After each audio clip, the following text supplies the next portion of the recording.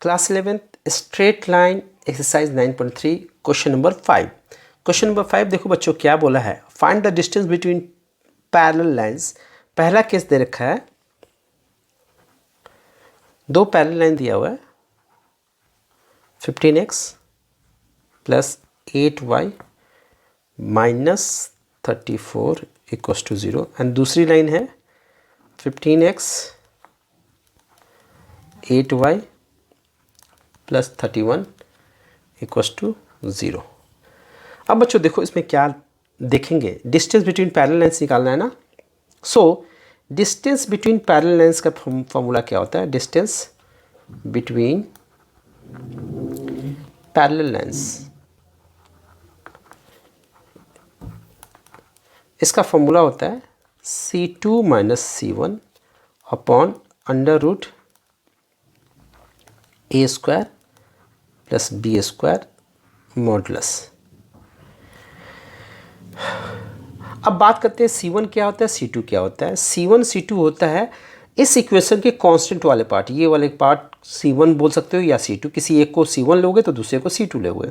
अगर हमने इसको C1 लिया माइनस साइन के साथ तो ये हमारा C2 हो गया, और ए बी क्या होगा, वो ए होगा ये, बी होगा ये, और ये होता है C। तो यहाँ पे C1 ले लो, ये पूरा माइनस साइन के साथ, ये A है, ये B है, ये C2 है। ठीक है बच्चों, तो एक्चुअली सिंस ये पैरेलल लाइंस है ना, तो ए बी की वैल्यू पैरेलल लाइंस के केस में दोनों सेम होती है, सिर्फ C1 और C2 चेंज होता है। तो यहाँ पे C2 हमने लिया 31 minus of 34 upon under root a का स्क्वायर 15 का स्क्वायर प्लस 8 का स्क्वायर मॉड। फर्दर बच्चों ये देखो क्या हो रहा है, ये हो गया 31 plus 34 upon under root 225 plus 64। ठीक है बच्चों, ये फर्दर बन जाएगा, इसमें मॉडुलर साइन भी है, ये होगा 65 और ये हो जाएगा 982 का रूट। तो इतना पता है कि ये किसका रूट होता है, इसका रूट क्या होता है 17, 17 का स्क्वायर 289 होता है। ठीक है बच्चों, तो ये हो गया हमारा आंसर। इसके बीच का डिस्टेंस क्या होगा 65/17। अब देखते हैं सेकेंड पार्ट क्वेश्चन नंबर 5 का। दो इक्वेशन दिया है, इक्वेशन ऑफ लाइन दिया है, एक ये है और एक ये है। तो ये दोनों लाइन पैरेलल है, उनके बीच का डिस्टेंस निकालना है। तो बच्चों सबसे पहले ये समझना है कि पैरेलल लाइंस होते क्या है, कैसे होते हैं। तो यहाँ पे देखो, पहले हम इस इक्वेशन को ओपन करते हैं। तो ये हो गया LX LY plus P equals to 0, और ये हो गया LX LY minus R equals to 0। आपको इतना पता होना चाहिए बच्चों कि जो पैरेलल लाइन होते हैं ना, उनके स्लोप सेम होते हैं। स्लोप और जनरल फॉर्म, ये general form of the equation of line है। जनरल फॉर्म का मतलब होता है एक साइड में 0 होना चाहिए, तो ऑलरेडी एक साइड में 0 है। तो जनरल फॉर्म में x का कोएफिशिएंट और y का कोएफिशिएंट देता है स्लोप, माइनस a/b जिसको बोलते थे। यहाँ पे ये a होता है और ये b होता है, और इस यहाँ पे ये a हो गया और ये b हो गया। देखो दोनों की वैल्यू सेम है, यानी कि अगर ये स्लोप दे रहा है, ये दोनों स्लोप दे रहे हैं, तो यहाँ से दोनों की वैल्यू सेम आनी चाहिए। तो यहाँ पे दोनों की वैल्यू सेम है। ठीक है, और ये है C1 और इसको बोलेंगे हम C2। So distance between two parallel lines, distance between parallel lines, ये क्या होगा फॉर्मूला बच्चों इसका, C2 minus C1 upon under root a का स्क्वायर प्लस बी का स्क्वायर, यहाँ पे मॉडुलस का साइन। सो यहाँ पे हम लिख सकते हैं C2 माइनस C1। C2 क्या है, ये माइनस R और C1 है P upon under root a का स्क्वायर L, ये L, इसमें मॉड। अगर हमने यहाँ से माइनस साइन बाहर निकाल दिया तो R प्लस P ये हो जाएगा 2L square mod. Minus sign mod से बाहर आ जाएगा तो प्लस हो जाएगा, तो ये हो गया R plus P upon √2l यहाँ पे मॉडुलस n डाल दो। ये हो गया हमारा आंसर। क्वेश्चन नंबर 6 देखते हैं बच्चों। क्वेश्चन नंबर 6 में क्या बोला है, find equation of the line parallel to the line 3x minus 4y plus 2 equals to 0 and passing through the points -2, 3। Question समझो बच्चों क्या कह रहा है। ये एक लाइन है, इस लाइन की इक्वेशन दी है 3x minus 4y plus 2 equals to 0। अब इस लाइन के पैरेलल हमें एक लाइन ड्रॉ करना है, उस लाइन की इक्वेशन चाहिए, इसके पैरेलल इस लाइन की इक्वेशन चाहिए, इस लाइन की। इसका पासिंग पॉइंट दिया हुआ है -2, 3। इस लाइन की इक्वेशन के लिए सिर्फ हमें स्लोप चाहिए। इसका स्लोप क्या होगा वो ढूंढना है, स्लोप। अब देखो बच्चों क्या होता है, अगर दो लाइन पैरेलल है तो दोनों पैरेलल लाइन का स्लोप क्या होता है, सेम होता है। तो यहाँ से हम स्लोप निकालते हैं। इस लाइन की स्लोप क्या होगी, -a/b। जब जनरल फॉर्म में होता है, a क्या होता है, कोएफिशिएंट ऑफ x, अब b होता है कोएफिशिएंट ऑफ y। तो ये हो गया -3/-4, जो कि हो गया हमारा, ये कैंसिल हो गया 3/4। स्लोप आ चुका है। अब क्या करना है हमें, अब हमें इस लाइन की इक्वेशन निकालनी है। तो इस लाइन की इक्वेशन के लिए इसकी स्लोप चाहिए थी, स्लोप तो हमने निकाल ली, वो थी 3/4। जो इसकी स्लोप होगी वही स्लोप इसकी होगी। अब इक्वेशन ऑफ लाइन, इसको नाम दे देते हैं L1, इसको नाम दे देते हैं L2। Equation of line L2, equation of line L2, इसकी इक्वेशन क्या होगी, यहाँ पे लेंगे एक रेफरेंस पॉइंट। जब भी स्लोप और पॉइंट पता हो, स्लोप और पॉइंट पता हो, हम लेंगे रेफरेंस पॉइंट। यहाँ से स्लोप निकालेंगे y - 3/x + 2 = 3/4। इसको हम चाहें तो सॉल्व कर सकते हैं, क्रॉस करा दिया, 4y - 3x + 2, जिसको फर्दर हम लिख सकते हैं 4y - 12। इसको ओपन किया, 4y - 12 हो जाएगा और ये होगा 3x + 6 हो जाएगा बच्चों। तो ये बनेगा 3x, इसको इधर ले आया तो -4y, इसको जब इधर लाएंगे तो ये हो जाएगा 18। तो ये हो गया हमारा फाइनल आंसर। ठीक है बच्चों। अब देखते हैं क्वेश्चन नंबर 7। क्वेश्चन नंबर 7 क्या बोला है वो देख लेते हैं बच्चों। क्वेश्चन नंबर 7 ये बोला है, find equation of the line perpendicular to the line x - 7y + 5 = 0 and having x intercept 3। मतलब देखो बच्चों, एक लाइन ये है, इस लाइन की इक्वेशन दी हुई है x - 7y + 5 = 0, और इस पे एक लाइन की इक्वेशन चाहिए जो इस पे परपेंडिकुलर हो, ऐसी लाइन हो, इस पे परपेंडिकुलर लाइन हो, इसकी इक्वेशन चाहिए।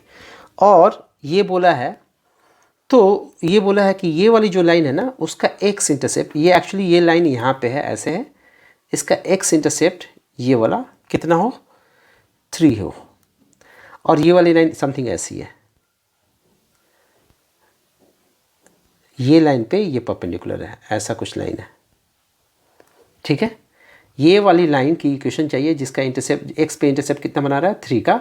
तो ये पॉइंट कितना आ गया, 3,0, यानी इस लाइन पे एक पॉइंट है 3,0। अब इस लाइन की इक्वेशन के लिए हमें क्या चाहिए, स्लोप चाहिए। इसको नेमिंग कर देते हैं L1, लाइन 1, इसको नाम दे दिया L2। तो देखो बच्चों क्या होता है, एक्चुअली इन दोनों के स्लोप में एक रिलेशन होता है। क्या होता है, slope of line L1 into slope of line L2 equal to होता है -1। ये है कॉन्सेप्ट। ठीक है, अब L1 का स्लोप देखो बच्चों क्या दिया हुआ, ये हमारे पास कॉन्सेप्ट है, स्लोप ऑफ L1 जब जनरल फॉर्म में होता है तो होता है माइनस कोएफिशिएंट ऑफ x, जिसको हम a लिखते थे, अपॉन कोएफिशिएंट ऑफ y, जिसको हम b से इंडिकेट करते थे। तो यहाँ पे कोएफिशिएंट ऑफ x कितना है, 1 है, -1, और ये हो गया -7, ये दोनों कट गया, ये हो गया 1/7। ये हमारा हो गया स्लोप, इस लाइन की स्लोप हो गई। ठीक है, अब L2 की स्लोप क्या होगी? Slope of line 2, slope of line L2 ये होगा -1 अपॉन, इसको जब इधर ले जाएंगे ना, इसको इधर, तो डिवाइड में आ जाएगा स्लोप ऑफ L1 जो कि हो जाएगा -1 अपॉन 1/7, ये हो जाएगा -7। ठीक है बच्चों, स्लोप भी मिल गया और पॉइंट भी मिल गया, सो इक्वेशन ऑफ लाइन,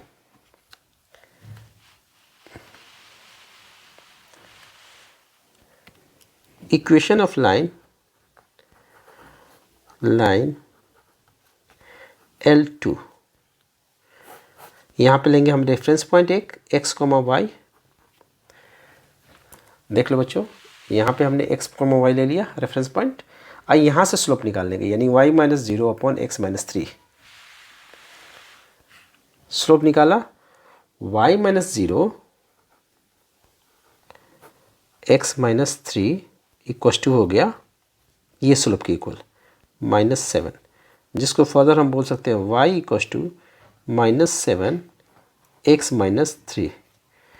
ये फर्दर बन जाएगा y इक्वल टू -7x + 21। इस सबको एक साइड में लाओ तो ये हो जाएगा 7x + y - 21 इक्वल टू 0। ये हो गया हमारा general form of equation of line. Next question बच्चों, क्वेश्चन नंबर 8 है। 8 क्या बोला है? Find angle between the lines √3x + y = 1 and x + √3y = 1। दो लाइन दिया हुआ है, एक है √3x + y = 1, दूसरी है x + √3y = 1। तो दोनों केस में हम लाइन की स्लोप निकालेंगे। इसकी स्लोप निकाल लेते हैं। इसका स्लोप होता है -a/b, इसका भी स्लोप होगा -a/b। a क्या है बच्चों? a है कोएफिशिएंट ऑफ x, तो ये हो गया -√3/1। यहाँ पे कोएफिशिएंट ऑफ y b होता है। इसका स्लोप हो जाएगा -1, x के साथ क्या है यहाँ पे 1 है, और b के साथ क्या है √3 है, अपॉन √3। इसको बोलते हैं स्लोप m1, इसको बोल देते हैं स्लोप m2। अब बच्चों ध्यान से देखो, दो लाइन है, ये लाइन, इनके बीच का एंगल निकालना है, ये थीटा। इसका फॉर्मूला होता है tan θ = m2 - m1 upon 1 + m1 m2। यहाँ पे मॉड साइन लेते हैं। ठीक है बच्चों, अब यहाँ पे m2 की वैल्यू हम ये पुट कर देते हैं, -1/√3, ये हो जाएगा प्लस का √3 अपॉन 1 + -√3 -1/√3। ये कैंसिल आउट हो गया। यहाँ पे हम एलसीएम लेते हैं, √3, ये हो गया -1 और ये हो गया 3 अपॉन ये हो गया 1 - +2। इसके नीचे 1 हो सकता है। ठीक है बच्चों, इसके नीचे 1 हो सकता है, तो ये सबसे ऊपर जाएगा और ये नीचे रहेगा। ठीक है, तो ये क्या बना देखो ध्यान से, 3 - 1 is 2 upon √3 1/2 mod, 2 cancel out हो गया, तो ये हो गया 1/√3। tan थीटा की वैल्यू 1/√3, थीटा क्या होगा बच्चों 30 डिग्री। अब ये हो गया एक्यूट एंगल थीटा। दूसरा भी एंगल तो बनेगा ना ये वाला, ये क्या होगा सेकेंड एंगल जो होगा, कुछ नहीं करना है, 180 माइनस थीटा कर देना है, यानी कि 180 - 30 दैट इज़ 150। ठीक है बच्चों।